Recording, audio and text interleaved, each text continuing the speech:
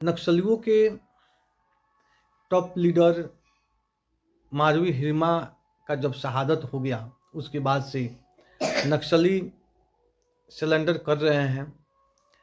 और मारवी हिरमा को लेकर देश में कई जगह, जैसे दिल्ली में कई जगह विरोध भी हुआ कि मारवी हिरमा को जिस तरह से पकड़कर गिरफ्तार करके उसका वो मार दिया गया है, वो फर्जी मुठभेड़ है।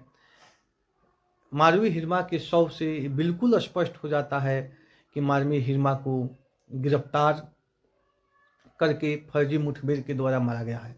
देश में यह एक बहुत बड़ी मुद्दा है और आज बहुत बड़ा विषय है कि एक तरफ आदिवासियों को नक्सली बताकर जिस तरह सरकार लगातार उनकी हत्याएं कर रही है, दूसरी तरफ मारवी हिरमा जैसी नक्सली शहीद हो जाता है।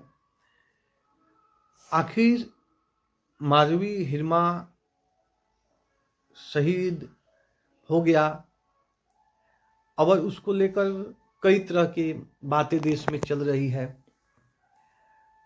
कुछ लोग मारवी हिरमा को अपना हीरो मानते हैं, वहीं सरकार उसे कुख्यात नक्सली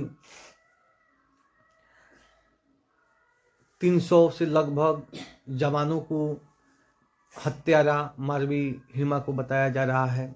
बात भी बिल्कुल सही है कि जवानों की हत्यारा मारवी हिरमा है, तो सरकार की जो सेना की जवान है वो भी कहीं ना कहीं हत्यारा है। हजारों आदिवासी जो मारे गए हैं उनकी जिम्मेदारी कौन लेगा? क्या जिस तरह सेना के जवान फर्जी मुठभेड़ बताकर जिस तरह नक्सली अपील करते रह गए कि हमें सरेंडर करना है, आप हमको समय दीजिए, आप हमको मौका दीजिए, लेकिन सरकार रुकी नहीं बल्कि उनकी हत्या करती रही, तो क्या इसका जिम्मेदार ये सरकार नहीं है? ये सरकार भी हत्यारा है, ये सेना के जवान भी हत्यारा है। आखिर नक्सली आदिवासी जो हैं उनकी मांग क्या है? जंगल जल जमीन को बचाव के लिए वो आज से नहीं, बहुत एक लंबा समय से वो संघर्ष कर रहे हैं। वो अंग्रेज़ों से भी संघर्ष किए, सरकार से भी संघर्ष कर रहे हैं। और आदिवासी इस देश के मूल निवासी हैं। अब जितने भी आदिवासी हैं उनको प्रकृति से, जल से, जंगल से बहुत लगाव होता है। बहुत वो लोग उसको अपना जननी मातृभूमि से बहुत बड़ा लगाव आदिवासी को होता है। सरकार बोल रही है कि मुख्य धारा में आप लोग जुड़ जाइए।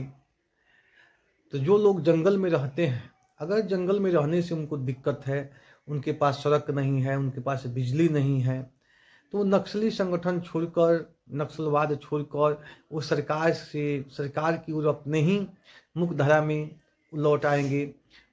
आखिर वो संघर्ष क्यों कर रहे हैं? वो अपनी जान की बाजी क्यों लगा दे रहे हैं? अगर आदिवासियों को तकलीफ है, आदिवासियों के रहने का दिक्कत है, आदिवासियों के घर नहीं है, आदिवासियों के पास बिजली नहीं है, पानी नहीं है, सड़क नहीं है, तो इतना समस्या से जूझते हुए भी नक्सली जो आदिवासी हैं वो फिर नक्सली बने हुए क्यों रहना चाहते हैं? वो क्यों नहीं मुख्य धारा में जुड़ जाते हैं?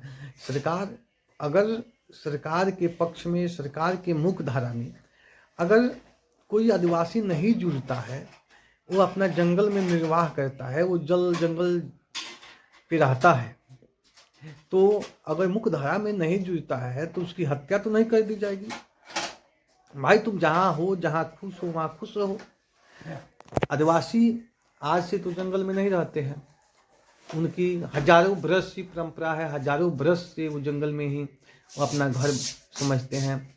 वो जंगल के जो जीव जंतु है उनसे उनका लगाव होता है।